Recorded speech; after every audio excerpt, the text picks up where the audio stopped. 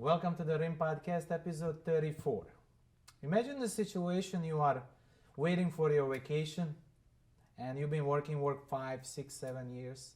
And next thing you know, you want to go to any other country other than the United States, and you go there, and on your way come back, you've been stopped on the custom board and you don't know what to do. You're actually being detained. And then your vacation turns to the nightmare. And the reason I'm saying that, because we got so many people from other countries come to visit here and they got stopped on the U.S. Custom Board. So that's why today we got a really special guest. He's an immigration attorney, Gilbert Martinez, that we'll actually discuss. First of all, welcome to the show, sir.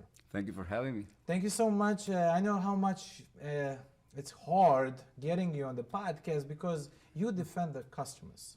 You defend the patients. You defend the citizens. You defend everybody who... People don't know their rights. And that's the key. People don't know their rights. And a lot of times the certain agencies, they know that. And that's why you as an attorney, your goal is today to share with us basic fundamental principles of immigration laws. Can you tell us a little bit about yourself, who you are, why do you chose an immigration path and career, and then we can move on? Sure. I'm Gilbert Martinez. I was born in Puerto Rico. Family came originally from Spain and from France. So I'm a descendant of immigrants. That's pretty much everybody here in America or anywhere around the world. It's the human condition. We move. Yes, we do. We don't stay. We try to improve ourselves. We try to better ourselves, and we try to look for safety. Sometimes in numbers, sometimes in isolation. Yes. So this is a question of finding your space in this world. Yes. So I'm a descendant of that. Okay. However, for political conditions and all things, historically, Puerto Rico is a territory of the United States of America. So when I was born and raised, my main language was Spanish. My culture was Spanish. But still, I'm an American citizen, and I identify as an American. I have no problem with that. Yes. My dad was in the Army. My grandfather as well was a judge. So I grew up with all this context of feeling like a foreigner, because every time I would visit the U.S., I would be asked, like, you have an accent. Where are you from? Yeah. Of course I have an accent. I'm from which language are you picking right now? And from that experience, actually, feeling like that gave me perspective, context. I'm not alone in this world. I'm not the only one that is coming to a different place looking to better myself, because I'm an immigrant. Yes. I emigrated from my country, I call it Puerto Rico, into the United States, looking for a better opportunity for my family, for my son, for all of us. Nice. So the only difference is I'm a U.S. citizen. For me, moving from Puerto Rico to here was simply like moving from Tallahassee to Jacksonville. Yes, very easy. Very transparent. Very easy. Very transparent. So the thing is that when that happened, I was inclined always to help. I started working in civil law. I did criminal law. And there was satisfaction in helping people, in getting them out of situations or helping them through situations. You don't win all the cases. No, you don't. However, having knowledge and being treated with respect and with intelligence, I learned that it makes such a difference, because I want to be treated like that. Correct. I became passionate about it then. Yes. I went to law school. Yes. And then I saw, being an island so small in the center of the Caribbean and the Atlantic Ocean, we had a lot of Cubans coming in. We had a lot of Europeans, Chinese. So we already had this many people, and I started hearing these categories. I didn't know what they were. Mm-hmm. Oh, I'm in a J visa, or I'm in an F visa, or I have this. That piqued my interest. Okay. And then I wanted to help my neighbor that needed to ask for his wife. Nice. Petition her. Nice. And I was not familiar with it, but I started helping. I said, paperwork, let's find out. When we got it, I didn't get paid anything, but the satisfaction was so awesome, because that was my neighbor, my friend. We went to the same school. Yeah. And I was able to help his family. Beautiful. It was, sorry, I get excited, but it's just... That's the story. So basically, you've been even doing that pro bono, you didn't even know. And I still do to this day. Do pro bono, I still do some pro bono work as well. Perfect. Today. Beautiful story, inspirable story. Like I said, the podcast is all about giving the information to the public. I want to move forward straight to the questions. Let's go like for I said, my hypothetical scenario was I got on vacation, on my way coming back, I was stopped for no reason or reason, I don't know. My question, what should I do from that point? I got detained, set apart, and said, you know what, you're going back over there. Let's say I have a green card or I have a visa, whatever. What the people, what the citizens and non-citizens, whoever comes to it, tourism, what should they do at that particular The point? one thing that we all have to understand is that even if you're not a national of the U.S., we live in a nation of laws. We live in a nation of processes, and in a democracy, which guarantees not only its citizens but those people that are in our territory a fair process. Okay. Fair process indicates and suggests not only the ability to express what you want, but to look for a solution, to look for a fix. Okay. Okay. Not always are you going to get it, but you have the right to appeal to that process. Okay. Okay. So many of the folks that come through our borders, it's so many different situations. The situation you're presenting right now is one where the person had the means and went on a plane. Yeah. Went on vacation, and they're coming back, and that's kind of like the idyllic state of a bad situation. Oh, I was having such a great time on vacation. Now I don't. I was coming back, and I don't have it. And yeah, it's harsh. It's a bad reality. Why? Because you have to be aware of so many different things and subtleties that change. So my advice is, you're not alone.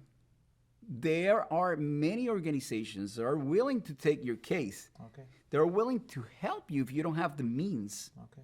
But if you have the means, also there's other help too available. Okay. So don't give up your quest. Don't say, yes, absolutely, send me back. No, what I want to appeal this. Okay, so stand up for your rights. Stand up for your rights. It doesn't mean to scream. It doesn't mean to fight. Just be polite. No, politely assert your rights. Nice. Nice. I have a right as a citizen of this world. Yes, to live in and be Not as a citizen of America or a citizen. I'm a citizen of this world. I'm a human being, and I am entitled to certain rights. And America guarantees those rights. That's the beautiful thing of the country I love, which is America. Nice, nice. So now we're gonna go straight to cover up basic understanding. Of course. What is the family immigration law? Just tell us in a simple language. The most simple language, family, implies what it is. Okay. It's the branch which if we were to say of law, which deals with the ability of the U.S. citizens and its lawful residents, the ability to unify their family, to not have to be separated because members of their family are not nationals of the U.S. Okay. So the government recognizes that we have that right as citizens to ask for my beloved to be with me. To bring them here. So basically, in a nutshell, fathers, mothers, stepfathers, stepmothers, what children. about the cousins and the sisters? Has that been changed recently or not? With the sisters and all that, it stays in the same preference, which is it's a system of preferences. Okay. Where they say it's more important for a father to be reunited with his minor child. Mm-hmm. It's more important for a husband to be reunited with his wife, or a wife with her wife, or a husband with his husband. It doesn't matter, but a spouse. Okay, got to it. be united than it is for a brother to necessarily ask for someone. So that's how they are. As a secondary hand. They Next put question. those Next categories. question is like the asylum. Everybody talk about asylum. Yes. I love that topic because it's really hot, and especially today political arena. What is the asylum? How people should be able to seek asylum, and how should I even know that I'm even capable of even having enough documents or evidence to even file for asylum? Sure. That's a very, very interesting question, and in the day we're living today, it's sad news about what's going on around the world, invasions and wars. Unfortunately, the incidence of asylum seekers, of refugees, is going to increase exponentially. The reality, asylum, per se, the definition is quite simple. It's someone that has to escape from their country, seeking protection because they belong to one of 5 categories. if I may mention the categories, so please do, people yeah. have that. And I always have my notes because Of you course. always have to be precise. Yes, you are. So you're belonging to race, you're being discriminated, harassed, persecuted because you belong to a specific race. Okay. Because of your religion, your beliefs, or lack of beliefs Okay. thereof. Nationality, based on where you're from. Membership in a particular social group. Okay. In some countries, it may be battered women. Okay. In some countries, everywhere, gender identity. Okay. Also political opinion. Okay. And each group has its requirements. Okay. You have to establish that you belong to one of these groups and what is the connection between your particular circumstances, your instance, what happened to you, Okay. and how it pertains and relates to, hey, I'm an asylum seeker because I expressed my political opinion, and based on that political opinion, they arrested me, they beat the living daylights out of me, they jailed me, imprisoned me, and because of that, I had to escape because I was fearful for my life. Okay. It has to be that fear. Has to be a fear to do whatever. Of course, there has to be a fear that you're not able to defend yourself and that the system doesn't have the guarantees to provide for you to have them defend you. Okay. Now, my next question is, like, I know you do deal a lot with the CBP and the ICE, and that's the two biggest agency pretty much when it comes down to immigration. One that control the custom board, and the other one is Those are the immigration. most visible. Visible. But not the But biggest there are one. many of them, but many people are Yeah. familiar with them. Of course. My question is, like, when you get, let's say, deportation, facing deportation, you face detaining, whatever. What is the particular rights of the citizen when those of enforcement agency come either to your house, to your office? What is your rights? Do they have to have a particular subpoena, a particular order, particular reason to doubt, something that was like issued by the court? What is the rights? Because like I said, as a human beings, because I don't know who's gonna come to my house, right? Of course. I don't know how they're gonna behave. Maybe judge gonna be a great, but the person who is catching me up maybe gonna be a different. My question is, like, what is the citizen rights? If you can explain us a little bit on that particular thing. Certainly. What is the ICE job? What is the custom and how you deal with We them? have a constitutional protection in the United States against unwarranted search Okay. and seizures. Also, we have the right to not allow anyone into your residence without an order from a judge, a search warrant, Okay. or arrest warrant. Okay. However, many a times, immigration agencies, and I'm not accusing them, there's instances where this can of happen. It course, may be an agent, but I'm not indicting Of as a course, practice. and This is tired. just an example. Yeah. And I want to clarify that whatever opinions I'm doing in this particular podcast are not to be considered Of course. as official legal advice. Of course. Yeah. But in that situation, we have the right to halt that person and say, what gives you right to come into my place? Okay. Unfortunately, many of the people that are in these situations don't have the opportunity to watch us and understand that you don't have to open. You have the right to ask why you want to come in. Yes. Okay. It's a basic thing. Why are you stopping me? Yeah.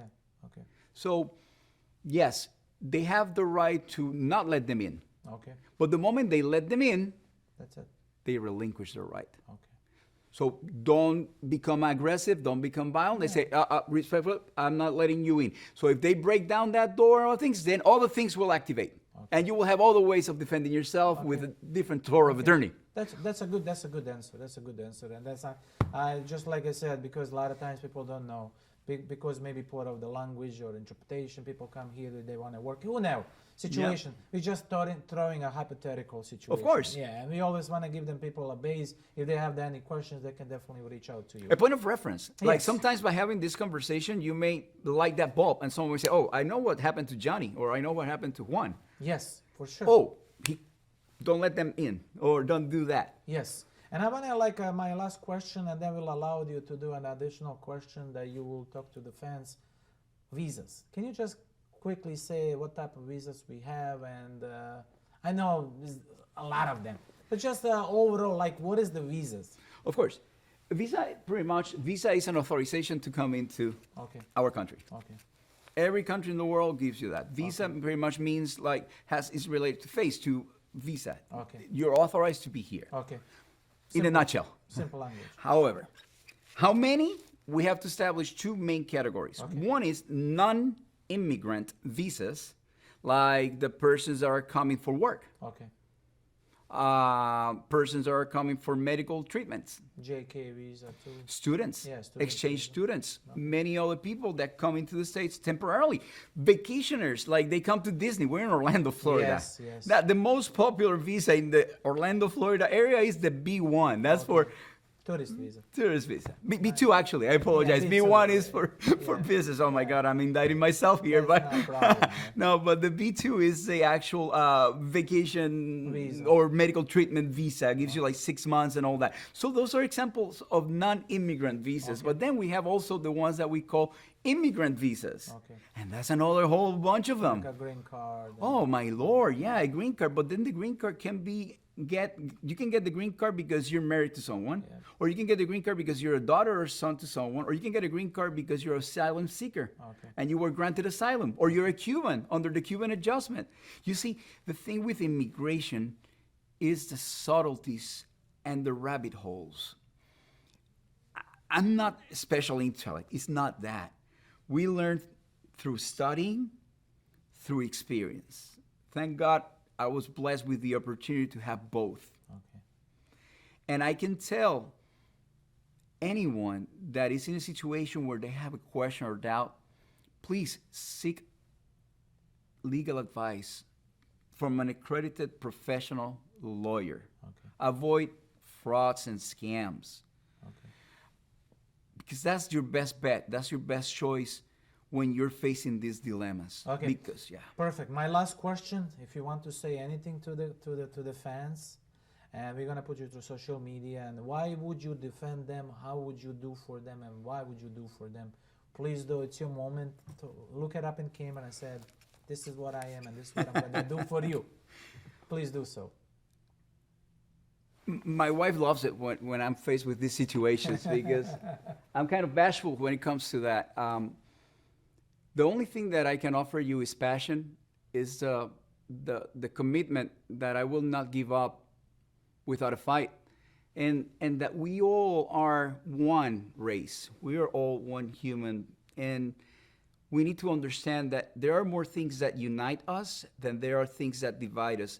And ignorance and misinformation, both from government entities, from actors, from private actors, are things that are an attempt to your well-being. Don't give in to fear. We have rules of law that will protect you. Give us a chance to do that. That's what I offer. That's it. Perfect. And I also want to say, because there's a lot of Spanish. Can you also say that in Spanish too? And in French, but I'll say in Spanish. Yeah. Sí. Un placer tener la oportunidad de estar frente a ustedes aquí con Iggy. Mi nombre es Gilberto Martínez, soy abogado de inmigración. Me dedico exclusivamente y estoy autorizado para ejercer derecho de inmigración en todos los Estados Unidos y sus territorios. La pasión con la que defiendo a mis clientes es una que fue inculcada por mi familia, y mi mejor consejo para cualquier persona que se encuentre en una situación que necesita ayuda o que tiene preguntas es: no se dejen caer en el miedo, no se dejen llevar por la falta de información o por la información incorrecta. Busque la ayuda de un profesional del derecho, de un abogado migratorio en los Estados Unidos que esté acreditado para que proteja sus intereses. Thank you, guys. We love you. Please share, like. The reason we interview people like our guests like him, we interview them so we can educate them. And I really appreciate it. This is the episode 34. I'm a special host, and our special guest in immigration is Gilbert Martinez. Thank you very much for having me. Thank you so much for being on our show. It's Pleasure. a pleasure to sharing your knowledge with so many people. And we love you. Please keep sharing. And have a blessful day. We love you. Amen. See you soon. Amen. Bless you all. Bye. Bless you all.